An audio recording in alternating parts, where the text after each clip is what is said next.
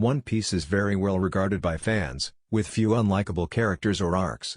Still, there is one arc widely disliked by fans, the Foxy arc. The arc was even further stretched out in the anime. The biggest reason fans dislike this arc is due to Foxy, the villain, being fairly insufferable with much cringeworthy dialogue. The Foxy arc in general seems to take a sillier tone that makes it feel like filler. While it does make for a needed break between the longer, heavier arcs like Skypiea and Water 7, it doesn't justify Foxy's annoying character. Oda seems to find making characters inappropriate to be a very funny gag, one that he uses often. Sanji, especially, is known for being over the top when it comes to beautiful women.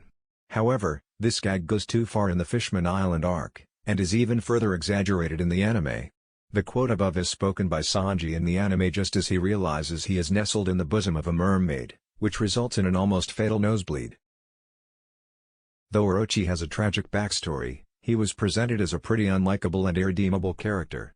He relies on Kaido's strength, is often shown groveling or act cowardly, and has no sense of honor. Orochi has an obsession with Komurasaki, the most beautiful and coveted woman in Wano. Watching him grovel over and thirst for Komurasaki, who is actually Kozuki Hiyori, is pretty gross to most fans. It also reminds fans that Hiyori was forced to act as a courtesan from a young age. Charlotte Flamp is the vain and shallow 36th daughter of the Charlotte family, and the former president of the Katakuri fan club. Her obsessive love for her brother and his supposed perfection lead her to intervene as his battle against Luffy. Katakuri, in a fantastic moment, reveals his true face to his sibling and stabs himself in the stomach to make the battle even again. In the wake of such a moment, Flamp's resulting behavior and dialogue feels extra cringeworthy and makes her quite dislikable. Her character's likability was sacrificed to propel Katakuri to the fan favorite he is today. When Senor Pink first appeared as one of the Don Quixote pirates, he seemed pretty weird. He walks around in a baby outfit and aviator sunglasses, completing the look with a pacifier in his mouth. While hilarious, his lines come off as a bit strange at first. However, this impression completely changed when fans learned of his backstory. Senor Pink boasts a heartbreaking backstory even by One Piece standards. Once a man young and in love, Senor Pink and his wife, Russian, tragically lost their infant son. When his grieving wife discovered that Senor Pink was actually a pirate, she ran away only to be caught in a landslide, falling into a permanent vegetative state. The only thing that would make her smile was Senor Pink wearing the baby bonnet, thus inspiring his current sense of style. What makes these lines painful to read and hear is that they come right before what could have been a pretty heartbreaking moment.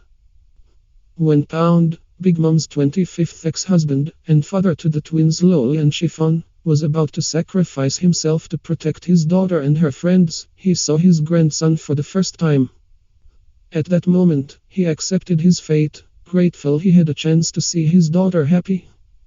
Watching his daughter dismiss him as a random man moments before his sacrifice could be very heart-wrenching, but this moment is more uncomfortable than painful in hindsight, as fans know that Pound doesn't actually die. Ultimately, the death fake-out makes this moment feel out of place, as Pound was a pretty minor character. Usopp gained the trust of the Tontatas by convincing them that he was a legendary hero that could set them free. Having inspired them to fight back, Usopp then fell back into his cowardly ways and attempted to escape when things got tough. Even so, the Tontatas refused to doubt him. While this quote does come right before Usopp decides that despite his intense fear he needs to do what is right, ultimately, this moment is hard to watch. Seeing Usopp act so cowardly after years of character development felt a bit cheap to many fans. Alvida is the first villain in One Piece. At the beginning of the story, she was a pretty small-scale pirate in the East Blue, and would torment Kobe.